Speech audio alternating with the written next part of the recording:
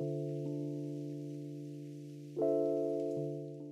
right, everyone. Thanks for tuning in for another Rent to Retirement segment. Today, we want to cover some frequently asked questions.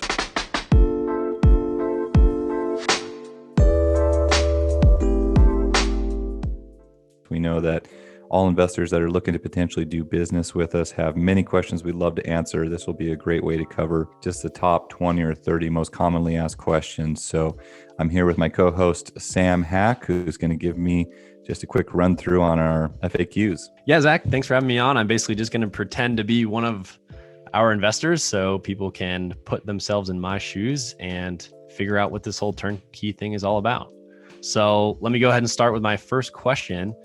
What makes rent to retirement unique or different from others in the industry? So I always get this question about it comes in different forms. What is the benefit to investing in rent to retirement in general? What are the pros and things that we're bringing to the table? I think I want to back up a little bit and just talk about turnkey in general, and really what that means and what that business model entails. Turnkey is a very broad term that a lot of people use. And so we always want to, when we have our introductory phone calls with investors, we want to explain what we mean when we say turnkey. And so the first thing that we do, Sam, is market analysis. We want to be invested in different areas throughout the U.S. that have fundamentally good cash flow analysis, but also being conscious of things like landlord-friendly legislation, low taxes, future population, and economic growth, and really taking a wide, range of criteria to consider when investing in a location. Turnkey in general means that these houses are in good condition, so they're either newly built houses or fully renovated houses that are leased and professionally managed, allowing the investor to come in and purchase out of state without having to go and take the time and risk and money it requires to go out there and do it on your own. So, that's really the service that we provide to our clients, is the benefit of being able to successfully build a rental portfolio across multiple markets, regardless of your location or your experience level. That's really what we try to provide to our clients. Now, specifically rent to retirement, what we provide to our clients, I think the biggest differentiating factor is the relationships we build with our clients. This is not just a transactional type of relationship. We want our clients to be successful investors long term. If they're successful, and there's a high likelihood they're going to come back and invest with us long term or refer other clients to us. So there's a mutual benefit to our investors being successful. But there's a lot that goes into that. And most people involved in the turnkey space or real estate in general, it's very transactionally based. It's all about the sale of the property. And once the property is sold, the relationship ends there. We're professional investors ourselves and have been successful in building a rental portfolio and left other professional careers to do so. And there's a lot of systems and teams in place that we've built over many years that our investors get immediate access to. We want to make sure that you're building the most appropriate business from a financing, legal, accounting perspective, making sure that you have the most appropriate structures in place and you have a business plan. And so that's really the differentiating factor I think that rent to retirement brings to the table is a comprehensive approach to helping investors build a successful portfolio long term and offering that coaching and mentorship to assist investors in being successful. Fundamentally, though, if you wanted to be specific about the properties themselves, we work in multiple different locations. We work across 15 different states. We do single family, multifamily, that's small and large multifamily. We invest in commercial office and retail space. We have new build and development projects. And so that allows our investors to have a large diversity, not only geographically of different areas to invest in, but also different asset classes. And that's important when you're talking about scalability over time. We're not just isolated in single family houses in one location. As you grow your portfolio and be a more experienced investor, you want to be diversified across different asset classes, different locations. And then you need that appropriate team structure to help you build, a portfolio where you can take the tax advantages like 1031 exchanges, cost segregation studies. And so I think that's the big value and differentiating factor that we bring to the table. And I encourage people to look at public reviews and see what kind of other investors' experiences have been with us. Awesome. Thanks for that explanation about turnkey in general and how we're different. How exactly did you get into the turnkey space here? What is the backstory on the rent to retirement company? And do we invest in our own stuff? So if you're asking if you're going to be the actual owner of the property on title, the answer would be yes. And that is a good question because there's a lot of different ways that you can invest in rental real estate. There's REITs out there. You can do like a syndication structure where you can, invest in a percentage of the property. We can talk about that later. I think syndications starting off are high risk. I don't think there's a better way to invest in real estate specifically than being the actual owner. And that's where you get the best benefits from cash flow, from appreciation, from debt pay down and tax reductions, and things like that. I think actually owning the property and using debt, using leverage to scale your portfolio is the best way you can get the biggest return and the most education. The answer, Sam, is yes, that you are actually being an investor. You're acquiring a rental property and owning it yourself. In terms of my background, kind of the Cliff Notes version is, simply that, because I mentioned earlier, we're professional investors ourselves. My wife and I actually have a background in healthcare. We're both optometrists. I was an Air Force officer for 7 years. We invested in real estate the whole time. We always had the plan that at some point we would replace our active income through real estate. And while it may seem like a little bit of a far-fetched goal initially, time goes by very quickly and you start to build equity through appreciation and debt pay down. Every property you acquire is an additional stream of income. And you just got to stay committed to acquiring, more real estate over time. So we did that. I mean, even the first house that I lived in was a duplex, rented out half of it, lived in half of it, moved out, kept that property for many years as a rental property, and just always continued to expand our portfolio. Really where our investing career took off, though, is where we started to invest strategically in different markets where we got the best returns. And these are the same markets we invest in today. We didn't go into this to real estate investing thinking we were going to build this turnkey business, but we did naturally, simply because we were successful investors. When I left my career as an optometrist, we had a lot of people that were, friends and family and colleagues that also came to us and said, hey, we want to invest in real estate as well. We've seen what you've done. We don't know where to start, or a local market just doesn't make sense. It's way too expensive. We can't cash flow. And so, we saw the benefit to bridge the gap, where we already have the teams and systems set up in these areas to easily assist investors to come in and buy rental real estate and own rentals in these areas without having to build their own team from the ground up. And that's kind of where the turnkey model developed. We sold our first turnkey about 10 years ago, even before we knew we were really selling turnkey. And now we're doing, 50 plus properties a month across multiple different states. So here we are. And can you give me a quick snapshot of what type of investors turnkey rentals are really for? Who should be doing this? Yeah, absolutely. I mean, we work with new and experienced investors alike. It really depends on what the investor's goals are. No doubt about it. Turnkey isn't right for everyone, but it can be if you fall into one of the following categories, or if this is something that you're wanting to explore.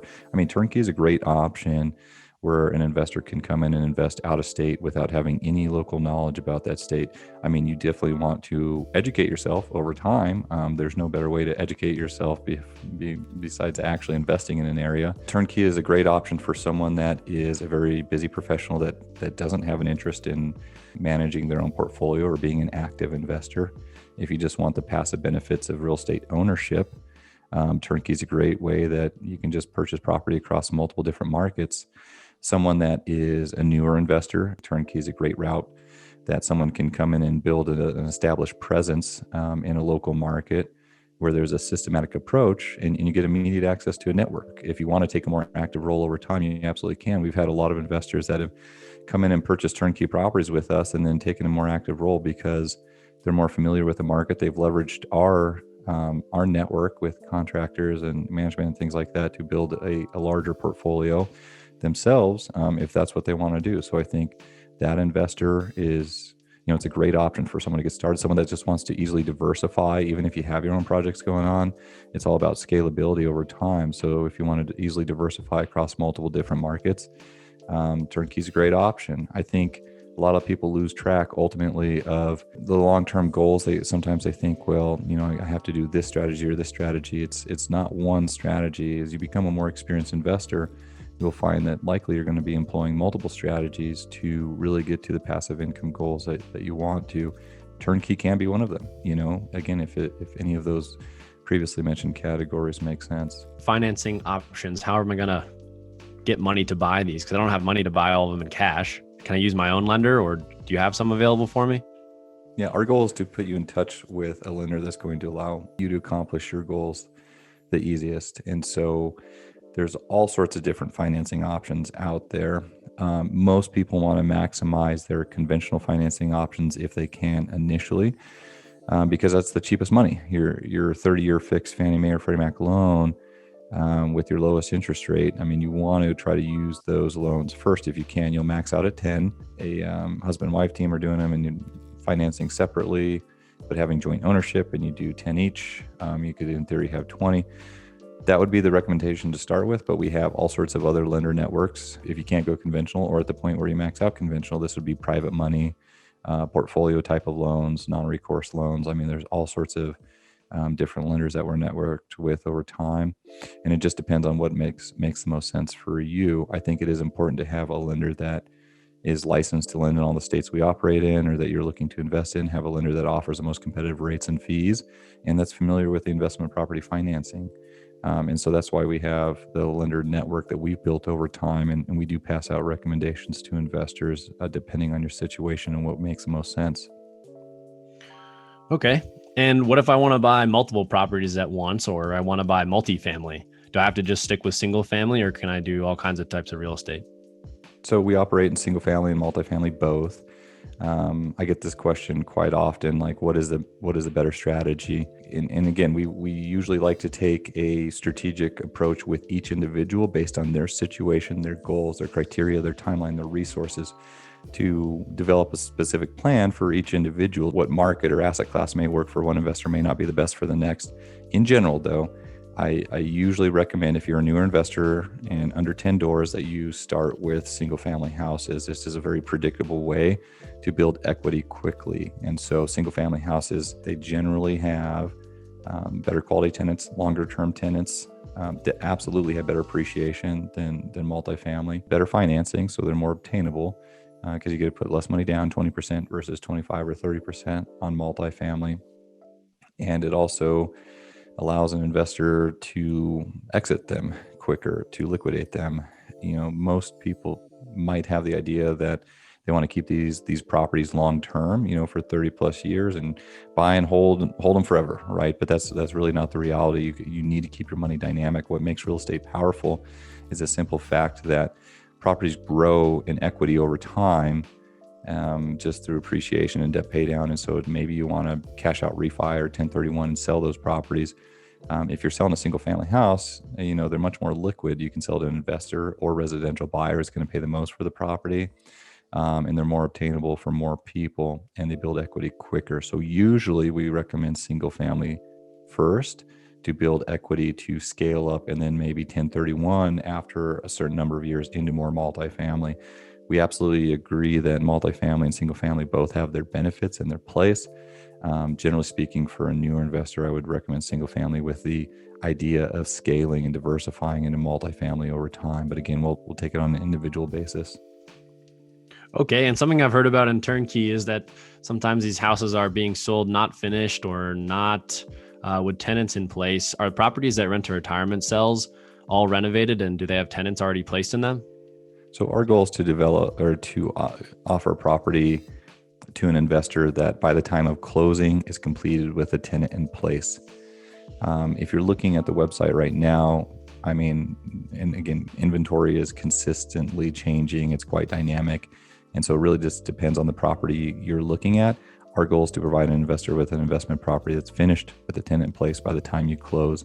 And that's probably 90% of what we do. Some of the properties on our website are currently finished with tenants in place. Probably the majority of them are either in renovation or construction if it's a new build, which is fine, and we want to start marketing those to get investor interest in them before they're actually completed. The lending process right now is usually about 4 to 6 weeks. It could be upwards of 8 weeks to actually underwrite, just based on the lender time requirements to go through, have an appraisal, underwriting. So that gives us plenty of time to finish the renovation on a property, place a tenant prior to closing. And so that's typically the process with properties that are being built or undergoing renovation, is that people will reserve them if they fit their criteria. They'll sign a purchase agreement and reserve the property with the understanding that the home will be completed before the lender actually closes on the property. The type of investors you mentioned, maybe people that are busy, et cetera. But if I don't live in the United States and I don't have a social security number and I want to buy turnkey, can I do that? We have a lot of investors that are international. There's no requirement to us. I mean, we don't care where your citizenship is or where you reside. The only place that it would come into consideration is on the financing piece. And we have lots of different lenders that will actually finance foreign nationals. The rates and terms and the loan product itself may vary. For instance, if you're not a U.S. citizen or not on some sort of visa, you probably won't qualify for a conventional loan option. But we have plenty of other loan options that are available to foreign investors that invest in the U.S. because the U.S., from a tax perspective and from a income standpoint and price point, the U.S. is very unique when you're looking at investment real estate compared to a lot of places in the world. So yes, we work with a lot of international investors. We have different lenders that will finance investors with pretty reasonable terms. I mean, all you really need is a bank account, a business set up in the U.S. to qualify for these financing options, which we can assist you in doing. So you set up a business, get a tax ID or an EIN number, and then set up a bank account, and that's it. And portfolio lenders that lend to foreign nationals, I mean, you're looking at 25 to 30% down, and maybe 5.5% to 8% interest. It's really not terrible, and still cash flows very well. How have these markets been selected that I see on the website? Why did you choose to invest in those and to sell properties in those markets? So we have a fundamental criteria. This is kind of what I mentioned earlier about looking at a market from an investment evaluation. We're personally invested in these areas and have developed our teams there for a reason. These are areas, again, that have fundamentally good cash flow, but we're also looking at landlord-friendly legislation, low taxes, population and economic growth, just to see a positive outlook. We also want to be invested in areas that have a diversity of industries, diversity of economy. These are not markets that are solely reliant on one industry like oil or gas or automotive, something like that, which could be wiped out, and ruin the local economy. We want areas that have a diversity. And so we look for areas that have Fortune 500 companies coming in, developing jobs and growth. We look at colleges and universities and education that's in the area, government positions. Most of every single city that we invest in has some sort of college or university there. A lot of them have government facilities or military installations. So we want to look at the diversity of industry. In addition to that, we want to look at home prices, especially home prices relative to rent ranges. We want to see income demands and rental demands, high rental rates relative to home prices. So there's a lot that we evaluate in terms of what's going to make a market attractive, and that's on a macroeconomic scale. We also look on a microeconomic scale within a certain market. What sublocations do you want to be involved in? What neighborhoods? Where is the development? We have people that attend city planning meetings to know, what is a job outlook and transportation growth over the next 10 years to know exactly what locations we want to invest in. That's what allows us to decide or determine in a market as a whole where we want to invest. With an investor specifically, we work with the investor to develop a goal and strategy to look at different markets that fit their goals and their strategies, because the markets will vary, have different price points, appreciation, asset classes, things to look at, legislation. So what the best market may be for you, Sam, may not be the best market for the next investor, because you have different goals and criteria. And so that's part of the strategy planning that we do with investors to determine what is the best location to invest in. Okay, so if I gave you a profile of myself and told you a little bit about my goals, would you be able to place me in a particular market? It's an ongoing conversation. Ultimately, you need to be the deciding factor. This is a learning process. I mean, I never want to tell anyone what to do with their money or where to invest.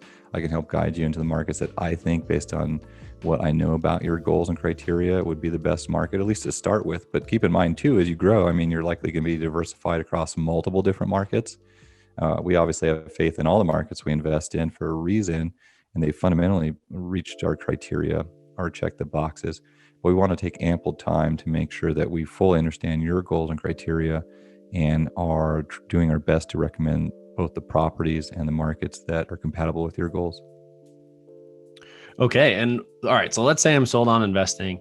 Well, I heard a bunch of stuff on YouTube that in order to buy real estate, you need an LLC. Do I need an LLC to buy property through rent to retirement?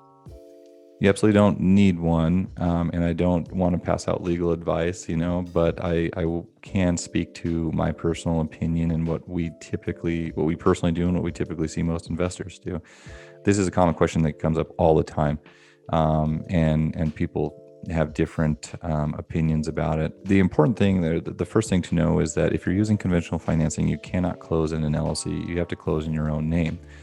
And so it's really, putting the cart before the horse sometimes when you're talking about setting up the LLC. A lot of people get very gung-ho and want to set up the LLC because it means that they're taking a business step.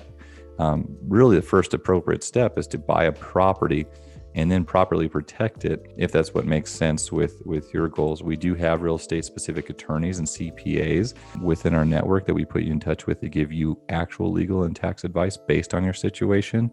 But in general, yes, as most people develop a larger portfolio, they will develop some sort of LLC structure that's mainly for liability protection. It really shouldn't make any difference tax-wise.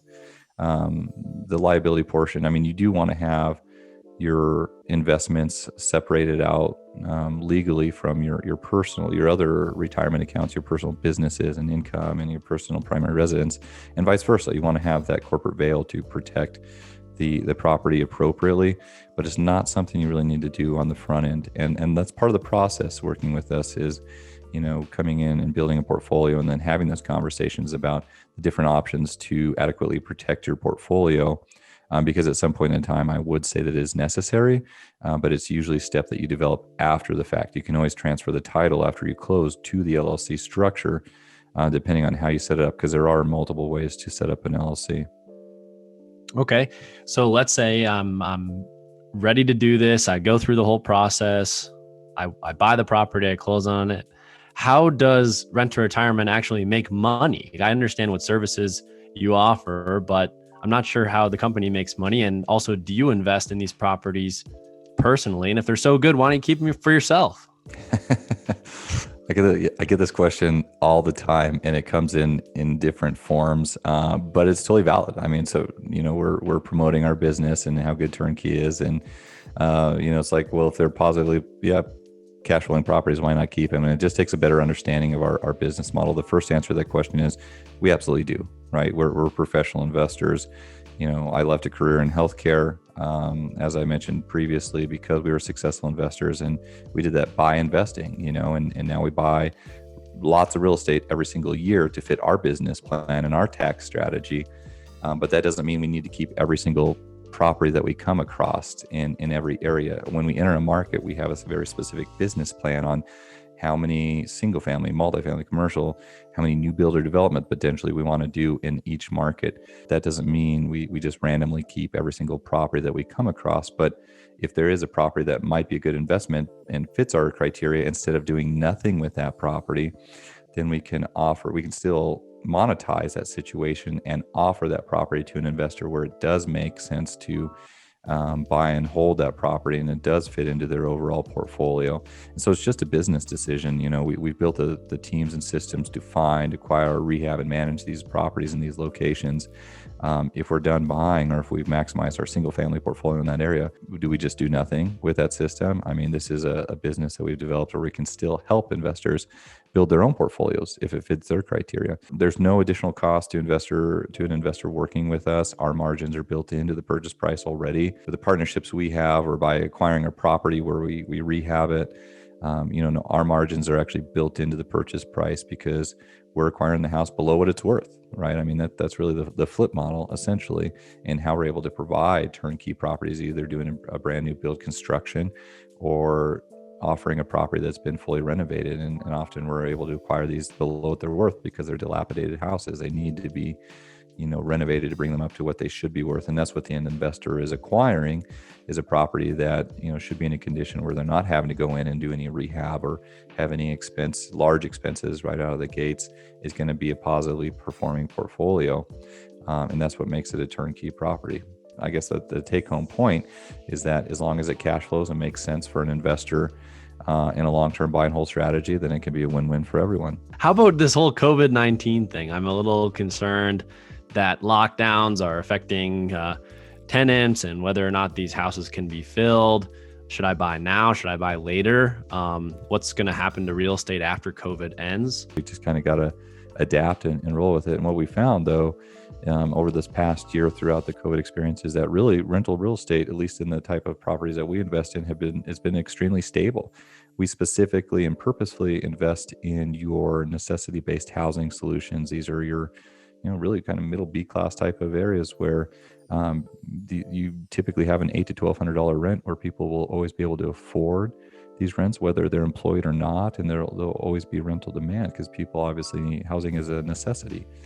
It's not a luxury, at least in these type of housing solutions. And so our homes were rented out completely. They performed very well throughout the COVID experience. We really didn't see any differences in rent collection, vacancies, eviction rates. I mean, that was a big concern for everyone, but I mean, we properly vet tenants on the front end coming into this, and we have management procedures that didn't change. I mean, we still qualify tenants the same way, and we still have the same procedures, and people always need a place to live.